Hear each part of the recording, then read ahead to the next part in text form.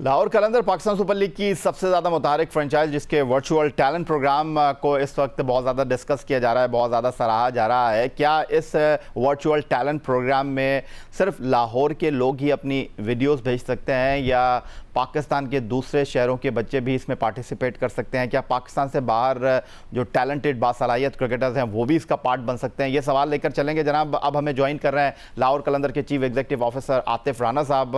आतिफ राना साहब, ज़रा खुलासा कर दें कि ये जो आपका वर्चुअल टैलेंट प्रोग्राम है, इसमें क्या सब हिस्सा ले सकते हैं या सिर्फ लाहौर के ही क्रिकेटर्स इसका पार्ट बन सकते हैं? थैंक यू याया for having me in your show. मैं आपको बताऊं कि जिस तरह दुनिया जो है ग्लोबल विलेज बन चुकी है और बीमारी कहीं आती है और पूरी दुनिया में फैल जाती है, कोरोना की सूरत में आपने देखा, तो इसी तरह ये जो वर्चुअल टैलेंट हंट प्रोग्राम है हमारा, इसका जो है वो इसकी कोई बाउंड्रीज नहीं है। पूरी दुनिया से जो एक्सपर्ट पाकिस्तानी है वो भी अप्लाई कर सकते हैं। तो ये किसी एक शहर के लिए नहीं है, ये हर उस नौजवान के लिए जिसके अंदर टैलेंट है और जो समझता है कि उसको मौका नहीं मिला और वो अपना टैलेंट जो है वो आके ऑनेस्टली प्रूव कर सकता है। ये जनाब, आपने वो मनाजिर देखे जब टैलेंट हंट प्रोग्राम किया लाहौर कलंदर ने पाकिस्तान के मुख्तलिफ शहरों में जाकर, और वहाँ पर 5 लाख से ज़्यादा बच्चों के ट्रायल लिए और एक पाकिस्तान का कामयाब प्रोग्राम बना क्रिकेट की फ्रेटर्निटी में। तो आतिफ राना साहब, लोग ये सवाल कर रहे हैं कि ये जो आपका वर्चुअल टैलेंट प्रोग्राम आया है, आपने हाई परफॉर्मेंस सेंटर ऑन कर दिया है, तो मुस्तकबिल में क्या आप अब माजी की तरह ये जो आपका प्ले डेवलपमेंट प्रोग्राम है, जो आप पाकिस्तान के मुख्तलिफ शहरों में जाकर टैलेंट को तलाश करते थे, वो सिलसिला अब ख़त्म? हाँ नहीं याया, वो सिलसिला तो अब उसका कैनवस जो है वो बड़ा हो गया है। पहले तो ये होता था कि सिर्फ हम मुख्तलिफ शहरों में जाते थे, वहाँ से टैलेंट जो है वो आइडेंटिफाई करते थे, उनको अपने पास लाते थे। अब तो हमने उसको एक स्टेप आगे ले गए। अब तो हम उसमें हाई परफॉर्मेंस सेंटर्स की तरफ जा रहे हैं और अब हम उसके अंदर डिफरेंट स्पोर्ट्स के ऊपर काम कर रहे हैं कि क्रिकेट के अलावा भी हम बाकी स्पोर्ट्स में जा सकें। और उसके अलावा हम उसको, जब हमने वर्चुअल उसको कर दिया, तो वर्चुअल की तो कोई बाउंड्रीज नहीं होती। आप पूरी दुनिया में कहीं भी हो, ना सिर्फ पाकिस्तान में बल्कि पाकिस्तान से बाहर भी, और अगर आपको अल्लाह ने टैलेंट दिया है तो ये वो प्लेटफॉर्म है जिसके ऊपर आ सकते हैं। तो मैं ये समझता हूँ कि एक स्टेप अहेड है, ये बैकवर्ड नहीं है, ये फॉरवर्ड स्टेप है। और दुनिया पूरी, आपको पता है, डिजिटल की तरफ जा रही है, तो मेरे ख्याल में राइट डायरेक्शन में एक स्टेप है। अच्छा आतिफ राना साहब, ये जो आपने पाकिस्तान सुपर लीग सीज़न 5 में फरजान को खिलाया, मॉस को खिलाया, हारिस को खिलाया, हारिस ने तो बड़ी धूम मचाई, पाकिस्तान की तरफ से खेलने से पहले ही वो बिग बैश में खेलने चले गए और क्रेडिट गोज़ टू लाहौर कलंदर। फिर दिलबर हुसैन के बारे में वक़ार बात कर रहे हैं, अभी मैं आकिब से भी बात कर रहा था, मिसबाउल हक उनकी परफॉर्मेंस को बहुत ज़्यादा हाई रेट कर रहे हैं। तो ये जो लाहौर कलंदर नए टैलेंट को ग्रूम कर रहा है, रॉ मटेरियल को पॉलिश करके पाकिस्तान के लिए जो है वो आगे लेकर आ रहा है, तो ये आप अपने लिए कितनी बड़ी कामयाबी समझते हैं? क्योंकि अगर हम पाकिस्तान सुपर लीग की सतह पर फ्रेंचाइजेस की बात करें तो ऐसा लगता है कि सिर्फ पाकिस्तान सुपर लीग तक ही फ्रेंचाइजेस महदूद हैं, लेकिन आप पूरा साल काम करते हैं। तो ये जो आप काम करते हैं, इससे आपको कितना जो है वो अच्छा फीडबैक मिल रहा है और जो आप सोच के साथ आगे बढ़ रहे थे उसमें आपको कामयाबी मिली है?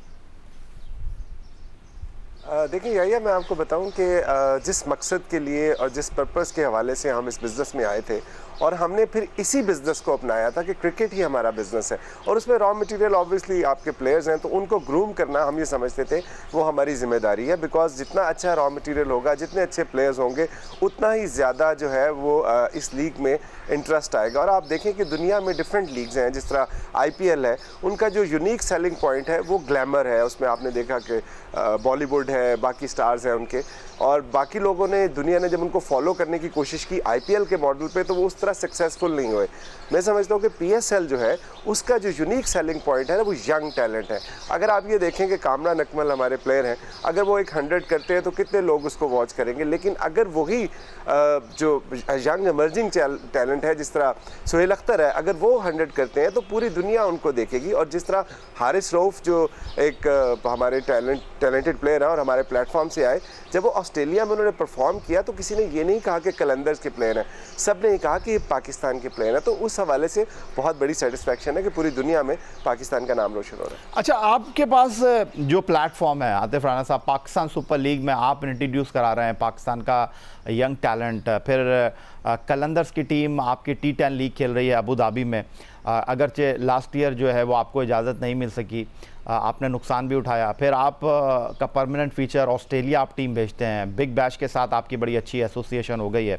समीन राणा जो कि आपके चीफ ऑपरेटिंग ऑफिसर हैं, उनसे मेरी बात हो रही थी, वो कह रहे थे कि यूके की सतह पर वो काम कर रहे हैं, मुख्तलिफ काउंटीज़ से उनकी बात चल रही है।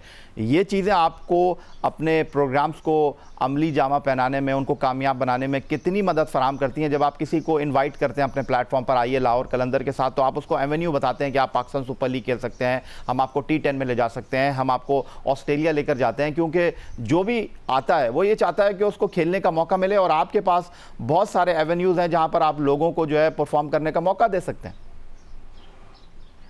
बिल्कुल सही कह रहे हैं आप याहिया। मैं आपको बताऊं कि ना सिर्फ ऑस्ट्रेलिया बल्कि इंग्लैंड और साउथ अफ्रीका में भी हमारी काफ़ी एडवांस लेवल पे जो है वो कन्वर्सेशन चल रही है। पर्पज़ यही है कि देखें जो क्रिकेट प्लेइंग नेशंस हैं मोस्टली, उनके अंदर हम अपने बच्चों को यंग एज पे वो एक्सपोजर दे दें जो जाके शायद पाकिस्तान टीम में उनके काम आए। जिस तरह आप हारिस रऊफ की आप मिसाल ले लें, अगर वो पिछले 3 साल से ऑस्ट्रेलिया में खेल रहा है और अभी इंशाल्लाह T20 वर्ल्ड कप अगर होता है ऑस्ट्रेलिया में, तो आप देखेंगे कि उसको 3 साल का ऑलरेडी एक्सपीरियंस है, जबकि बहुत से ऐसे यंग बच्चे होंगे जो अगर पाकिस्तान टीम में सेलेक्ट होते हैं तो उनके पास वो एक्सपोजर नहीं होगा। इसी तरह इंग्लैंड में जाके हम अगर बच्चों को वहाँ पे अपॉर्चुनिटी देते हैं, साउथ अफ्रीका में देते हैं, तो एक बहुत बड़ा कैनवस है जिसके अंदर हम उनको अपॉर्चुनिटी दे सकते हैं। और उसका मेन पर्पज़ यही है कि बच्चों के लिए मैक्सिमम जो है वो अपॉर्चुनिटीज़ क्रिएट की जाए। Atif Rana sahab, once again coming back to virtual talent program, ये प्रोग्राम आपके जहन में आया कैसे? क्योंकि एक ऐसे मौके पर जब हर कोई जो है अपने कलम को बंद करके नीचे सफ़े के ऊपर रख चुका था, हर कोई जो है वो सोच रहा था कि जनाब जैसे ये लॉकडाउन ख़त्म होगा, कोरोना वायरस का चैलेंज स्टॉप होगा, तो फिर सोचेंगे, नए एवेन्यूज़ तलाश करेंगे। लेकिन लाहौर कलंदर इस लॉकडाउन में भी जो है वो खामोश नहीं रहा। ये सोच आती कैसे आपके पास? याहिया भाई, देखिए बात यह है कि आप कोई भी काम ज़िंदगी में करते हैं ना, तो उसके अंदर आपका इंटरेस्ट होना बहुत ज़रूरी है। और अगर उसमें आपका पैशन हो, तो जब आप उस काम का वो आपका ओढ़ना बिछोना हो और आपने दिन रात उसी के बारे में सोचना हो, तो डेफिनेटली आप उसकी मुख्तलिफ जहतें जो है उनके बारे में सोचते रहते हैं। तो जैसे ही ये कोरोना वाला सिलसिला आया, तो मेरा ख्याल है 2-3 दिन के बाद एक मेरी और आकिब भाई की सिटिंग हुई, और वहाँ पे फिर हमने ये सोचा कि यार अब इन हालात में, एक तो हम जो क्रिकेटर्स की मदद कर रहे हैं वो तो कर ही रहे हैं, बट हम इन हालात में अपने प्लेयर डेवलपमेंट प्रोग्राम को किस तरह लाइव रख सकते हैं, बिकॉज हमें नहीं पता कि कितनी देर तक ये चलेगा। सो बस उसी दौरान गुफ्तगू ये सारा आइडिया आ गया कि यार हम अगर इसका वर्चुअली करें, बिकॉज ऑलरेडी हम कर चुके थे परदेसी कलंदर में 2018 में, सो हमारे पास वो एक्सपोजर भी था, एक्सपीरियंस भी था। तो इस तरह जो है जब आप उसके अंदर आप लिव करते हैं किसी चीज़ में, सो वो आपके पास नए नए आइडियाज़ ज़रूर आते हैं। लेकिन आतिफ राना साहब, अगर मैं पाकिस्तान सुपर लीग के हवाले से बात करूं, अगर इससे पहले भी आपसे ये बात हो चुकी है, लेकिन इस बार मैं आपसे ये सवाल करूंगा कि लास्ट टाइम जब डॉलर जो है बहुत ज़्यादा ऊपर चला गया था, तो ये तय हुआ पाकिस्तान सुपर लीग के बोर्ड इजलास में फ्रेंचाइजेस के साथ मशावरत हुई कि 138 पर डॉलर को लॉक कर दिया जाए। यानी आप लोग जो पेमेंट करेंगे वो 138 के हिसाब से करेंगे, चाहे डॉलर ऊपर चले जाए या नीचे चले जाए। लेकिन अगर ये टूर्नामेंट कंक्लूड नहीं होता है तो फ़ायदा होगा या नुकसान होगा, या ये कहना अभी कबल अज़ वक्त होगा? याहिया भाई, ये तो अभी कबल अज़ वक्त होगा। हमारी तो ख्वाहिश यही है कि डॉलर और क्रिकेटर्स की रेस हो, और ये देखें कि पहले क्रिकेटर ऊपर जाता है या डॉलर ऊपर जाता है। लेकिन यह है कि अभी कुछ भी कहना कबल अज़ वक्त है, जब तक टूर्नामेंट कंक्लूड नहीं होता। तो ये जो आप वर्चुअल टैलेंट प्रोग्राम लेकर चल रहे हैं आकिब जावेद साहब, ये आपके हाई परफॉर्मेंस सेंटर के लिए कितना एक कामयाब शो हो सकता है? देखिए, इसमें 2 तरह की चीज़ें हैं। एक तो ये है कि ऑब्वियसली क्रिकेट तो उसकी बेसिस है, बट लोगों की इन्वॉल्वमेंट जो है, जिस तरह आकिब भाई ने आपको बताया कि हज़ारों की तादाद में वीडियोस आई, हमें उसको डिले करना पड़ा, बिकॉज ऑब्वियसली आपको उसको देखने के लिए आप उसको टाइम चाहिए आपको कोचेज़ को। सो आप ये देखिए कि ना सिर्फ लोग अंगेज हो रहे हैं, अभी घर में बैठे हुए हैं, क्वारंटीन में वक्त गुजार रहे हैं, कोई फिल्म देख रहा है, कोई बुक पढ़ रहा है, कुछ और कर रहा है। सो उसके अंदर जो प्लेयर है, जिसके अंदर ये अर्ज है कि वो पाकिस्तान को रिप्रेजेंट करे या इस प्लेटफॉर्म में अपनी स्किल दिखाए, तो उनके लिए बहुत ज़्यादा ज़रूरी बात है और बहुत ज़्यादा इंपॉर्टेंट बात है। बट इसके बाद जो टैलेंट सामने आएगा, और आप देखेंगे जिस तरह की वीडियोस आई हैं, आपको बहुत अच्छा टैलेंट जो है वो निकल के सामने नजर आएगा। अच्छा आतिफ राणा साहब, आप लोग थकते नहीं हैं, रुकते नहीं हैं, चलते रहते हैं, मुतहर्रिक रहते हैं। एक जो सबसे इंपॉर्टेंट, सबसे बड़ा सवाल है वो ये है कि अगर हम पाकिस्तान क्रिकेट के हवाले से बात करते हैं, डिसिप्लिन के मसाइल हैं, फिटनेस के मसाइल हैं, लेकिन ये जो आपका हाई परफॉर्मेंस सेंटर है, जिस तरह आपने हारिस रऊफ को इंट्रोड्यूस कराया, पाकिस्तान खेलने से पहले उनको 5 स्टार होटल में ठहरने का तजुर्बा मिला, उनको बिजनेस क्लास में ट्रैवल करने का तजुर्बा मिला। जब वो पाकिस्तान टीम में आए, बांग्लादेश के खिलाफ होम सीरीज़ खेल रहे थे, तो वो सारी चीज़ों को एक्सप्लोर कर चुके थे, सारी चीज़ों का एक्सपीरियंस कर चुके थे। ये जो आपका हाई परफॉर्मेंस सेंटर है, ये बेसिकली एक क्रिकेट का बिजनेस जो फ्रेंचाइजेस के लिए है, आप उसको पाकिस्तान में एक बिजनेस के तौर पर इंट्रोड्यूस करा रहे हैं कि आइए, और सिर्फ पाकिस्तान से नहीं खेल सकते आप, पाकिस्तान से खेले बिना भी आप बहुत सारी चीज़ों को एंजॉय कर सकते हैं। सही कह रहे हैं आप भैया। देखिए जिस तरह अब दुनिया जो है वो उसमें लीग्स का ज़माना आ गया, जिस तरह फुटबॉल में होती थी किसी ज़माने में लीग्स, सो अब उसको उसी पैटर्न पे फॉलो क्रिकेट भी कर रही है। और आपको पता ही है कि पूरी दुनिया में जो नंबर 1 स्पोर्ट्स है, जो कि व्यूअरशिप के हवाले से फुटबॉल है, जो 2.5 अरब लोग जो है उसको देखते हैं, और नंबर 2 जो है वो क्रिकेट है, जो कि 2 अरब से ज़्यादा लोग जो है उसको फॉलो करते हैं। सो अब जितनी 8-9 हमारी टेस्ट प्लेइंग नेशंस हैं, उनकी लीग्स आएंगी, डेफिनेटली वहाँ पे अपॉर्चुनिटी क्रिएट होगी। सो अब सिर्फ ये नहीं है कि आप सिर्फ नेशनल लेवल पे रिप्रेजेंट कर सकते हैं, और हम इसको इंस्टीट्यूशनलाइज कर रहे हैं कि क्रिकेट को लोग एज ए प्रोफेशन अपनाएं, और वो पूरी दुनिया में जाके लीग्स खेलें। और अगर फिर उसके अंदर को बहुत ज़्यादा टैलेंटेड जिस तरह हारिस की शक्ल में मिला, तो पाकिस्तान की खिदमत भी है साथ साथ।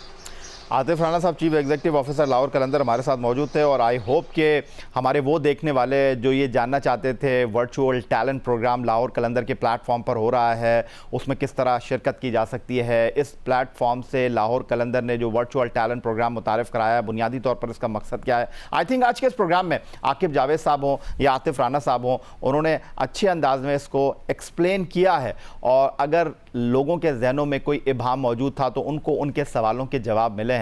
और लाहौर कलंदर ने एक बार फिर ये साबित किया है कि वो पाकिस्तान सुपर लीग की मुतारिक फ्रेंचाइज थी, है और रहेगी।